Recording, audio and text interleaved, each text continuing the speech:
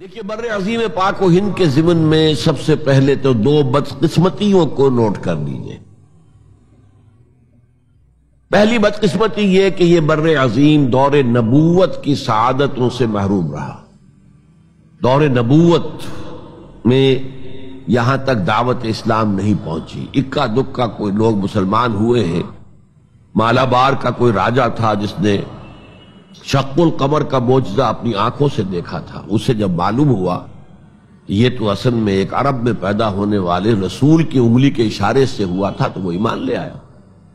لیکن یہ آئسولیٹڈ واقعات ہیں، بحیثیت مجموعی بر عظیم پاک و ہند دور نبوت کی برکات سے محروم رہا۔ پھر یہ کہ دور خلافت راشدہ کی برکات سے بھی محروم رہا۔ یہاں اسلام کسی قابل ذکر حیثیت میں آیا ہے دور بنی امیہ میں، وہ بھی کسی دعوت و تبلیغ کے مثبت مقصد کے لیے نہیں، بلکہ ایک انتقام اور بدلے کے لیے کہ کچھ مسلمان تاجروں کا ایک بحری قافلہ جو سرندیپ سے لنکا سے جا رہا تھا عرب کی طرف، اسے یہاں کراچی کے قریب اسے یہاں کے سندھی ڈاکوؤں نے لوٹ لیا۔ اس پر مطالبہ آیا اسلامی مسلمان حکومت کی طرف سے، وہ ملوکیت تھی، اب وہ اسلامی حکومت اس معنی میں نہیں رہی تھی جس معنی میں کہ خلافت راشدہ اسلامی حکومت تھی کہ جو قیدی ہیں تمہارے پاس رہا کرو اور کمپنسیٹ کرو جو بھی نقصان یہاں ان مسلمان تاجروں کا ہوا ہے۔ جب اس کے جواب میں بالکل منفی رد عمل موصول ہوا تو پھر چڑھائی کا فیصلہ کیا گیا، گویا کہ یہ ایک سزا دینے کی ایک مہم تھی۔ بہرحال اس وقت جو اسلام یہاں آیا تھا اس کے کریکٹرز اس اسلام سے کچھ مختلف تھے جو بعد میں یہاں آیا ہے۔ وہ اسلام جو محمد ابن قاسم کی سرکردگی میں سندھ میں آیا اور سندھ سے آگے بڑھ کر ملتان بلکہ موجودہ پاکستان کے تقریباً پورے نصف علاقے تک پہنچ گیا تھا، فٹ ہلز آف کشمیر تک، تو یہ اسلام خالص عربی اسلام تھا۔ ملوکیت تو آ گئی تھی لیکن بدویت اور عربیت جو ہے اس کی چھاپ اس پر ابھی گہری تھی۔ اور اس اسلام میں نہ ابھی فرقے تھے، نہ مسلک تھے، نہ حنفی، نہ مالکی، نہ شافعی، نہ حنبلی، نہ عقائد کے بارے میں بحثیں شروع ہوئی تھیں، علم کلام کی بحثیں ہوئی تھیں، نہ ابھی یونانی فلسفے اور منطق کا حملہ ہوا تھا، ابھی کچھ نہیں تھا، سادہ اسلام۔ اسلام اپنی اصل سادگی پر برقرار تھا، چنانچہ اس کی قوت تسخیر بڑی زبردست ثابت ہوئی، اور خاص طور پر محمد ابن قاسم جو نوجوان 17-18 برس کا نوجوان اور نہایت نیک اور پاک باز، سندھ کے ہندوؤں نے جو اپنی ایک روایت ہے کہ اس طرح کا آدمی تو کوئی اوتار ہی ہو سکتا ہے، فارسی میں بھی کہا جاتا ہے کہ در جوانی توبہ کردن شیوہ پیغمبر است، جوانی کے اس عمر میں بھی کوئی شخص پاک زندگی گزار رہا ہو تو یہ تو پیغمبروں کا طریقہ ہے۔ اور ہندوستان میں تصور پیغمبروں کا نہیں تھا، اوتاروں کا تھا، تو اسے بھی ایک اوتار سمجھ کر اس کی مورتیاں تراش کر مندروں میں رکھ لی گئیں اور ان کو پوجا جانے لگا۔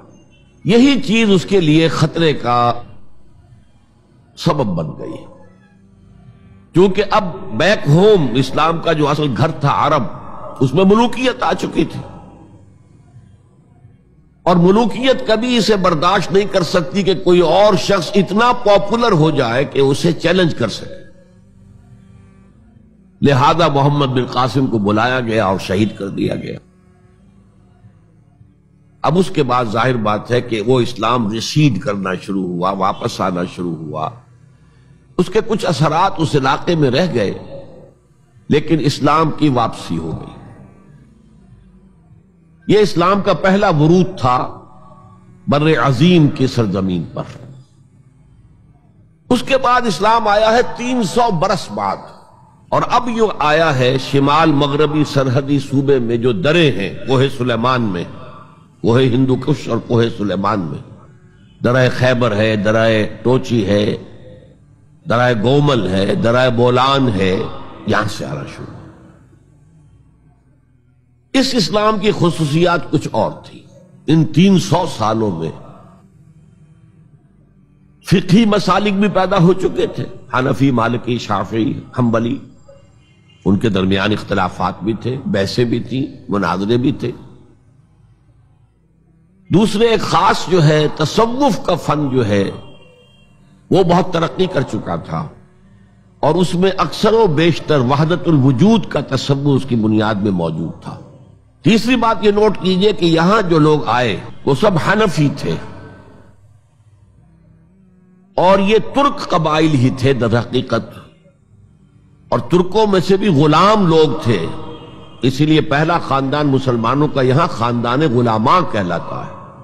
ترک غلام تھے یہ، جو اپنی ذاتی صلاحیت اور اپنی استعداد کی بنا پر ترقی کرتے کرتے بادشاہت کے مقام تک پہنچے۔ عالم اسلام میں اس وقت 2 عظیم جگہوں پر غلاموں کی حکومت تھی، اور اس سے اندازہ ہو سکتا ہے کہ اسلام میں غلاموں کا فیوچر کتنا روشن ہے۔ ممالک، مملوک، یہ مصر میں حکمران تھے، وہ بھی غلام تھے۔ خاندان غلامہ، قطب الدین ایبک،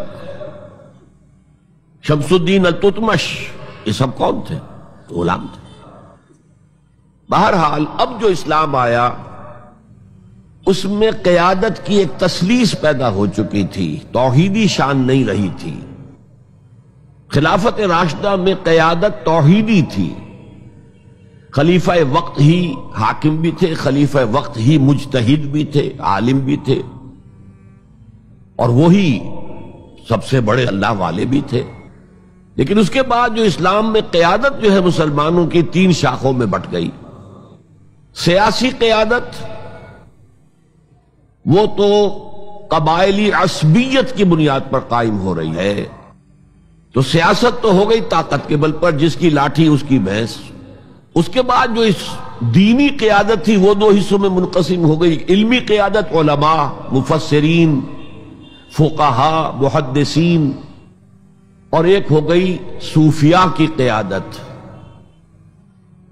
تو یہ تھی کیفیت جس میں کہ بر عظیم پاک و ہند میں اسلام وارد ہوا ہے پہلے ورود کے 300 برس بعد۔